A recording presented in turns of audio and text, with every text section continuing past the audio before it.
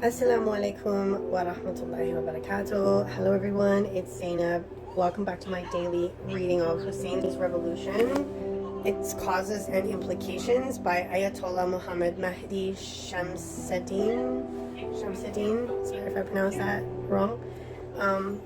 So I'm reading from this book daily, or I'm going to try to, during the month of Muharram, to commemorate the martyrdom of Imam Hussain alayhi salam and his close relatives and companions at Karbala.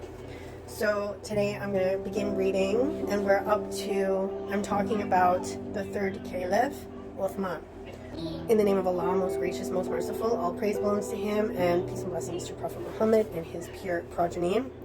I have a little horn here with a unicorn. A'udhu billahi minash shaitanir rajim. Allahumma salli ala Muhammad wa ali Muhammad. Bismillahir Rahmanir Rahim. Othman's treatment of opposition enraged the rest of Quraysh and the Muslims, especially considering that opposition came from some of the Prophet's most prominent companions. This added to the complexity of the challenges that Othman faced, and the challenges that the Muslim community faced under his rule. Amongst the dissidents was Abdullah ibn Masud al-Hudli, who served as a treasurer under the second caliph and for a portion of Uthman's rule. When Abdullah ibn Masud objected to Uthman's policies in economics and administration, Uthman simply replied, "You are only our treasurer." When Abdullah ibn Masud's opposition grew, Uthman ordered that he be beat until his ribs were broken. When Abu Dar al-Ghafari opposed Uthman, he was another one of Rasulullah sallallahu alaihi wasallam's companions. Abu Dar was expelled to the Levant, but Abu Dar's opposition did not stop. Rather, seeing how Muawiyah governed in the Levant gave him renewed reason to voice opposition. He began to criticize Muawiyah's policies, especially his spending from the public treasury. Abu Dar's words resonated with Muawiyah's subjects. Muawiyah wrote to Uthman complaining of Abu Dar, so Uthman replied, "Send Abu Dar to me through the harshest and most jagged road." He's saying this about one of the closest companions of Prophet Muhammad, peace be upon him and his family. Abu Dar reached Medina severely bruised, having to walk through the rugged road, yet he did not stop voicing his concerns. Uthman then expelled him to the desert of Rabadha on the outskirts of Medina, where he spent the rest of his days. Ammar ibn Yasir, also a close companion of the Prophet, peace be upon him and his family, he was also a supporter of Imam Ali ibn Abi Talib alayhi salam. By the way, Abu Dar was also, you could say, a Shia, a supporter of Imam Ali alayhi salam.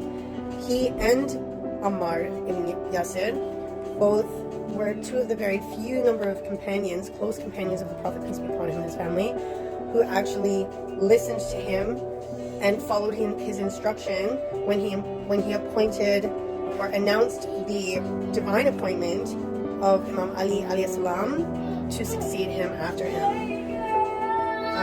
And this is why they're being punished. Ammar ibn Yasir also rose to opposition.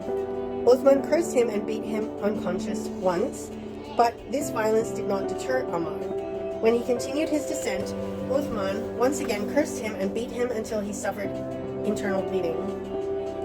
Uthman faced opposition from other prominent companions of the Prophet sallallahu alaihi wasallam, of both the Ansar and the Muhajirun, but he did not listen to them or answer their pleas. Dissent spread amongst the public. People were waiting to see what Uthman would do to redress the situation. The opposition knew what the community needed, and it reflected the dissatisfaction of people with their government's policies. But instead of hearing news of reform and redress, all they saw was subjugation of any who spoke out. That actually reminds me of at least two countries in these days, this century, who do the same to their citizens if they speak out against those in rule, those who are ruling those countries, because those rulers are entitled tyrants who think they're entitled, and they oppress their citizens. But if the citizens speak up against their oppression, they get persecuted, detained, and sometimes worse. In 2024, believe it or not, it's like nothing's changed.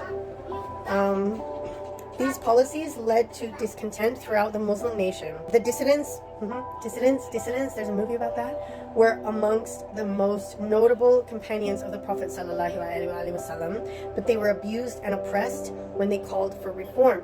At the same time, Uthman would listen to Marwan ibn al-Hakam and other men from the Umayyad clan, along with their supporters, that entered Islam only after the Prophet's triumphant return to Mecca. The dissidents were speaking out on behalf of all Muslims whose dignity and well-being were harmed by Uthman's policies.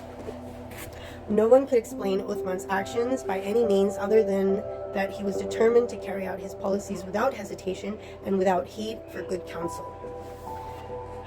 Besides this opposition that sought reform for the benefit of the Muslim nation, there was another opposition movement that sought change for different reasons.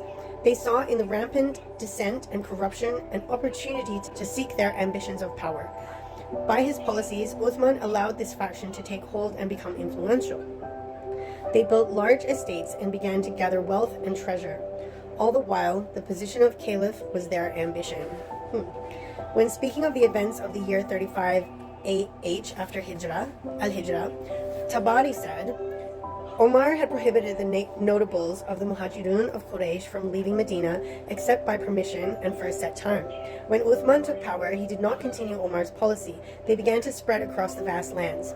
When they saw the world and the people saw them, men began to swarm towards them. They began to raise their hopes in power. They thought, if these men ruled, we would be the closest to them.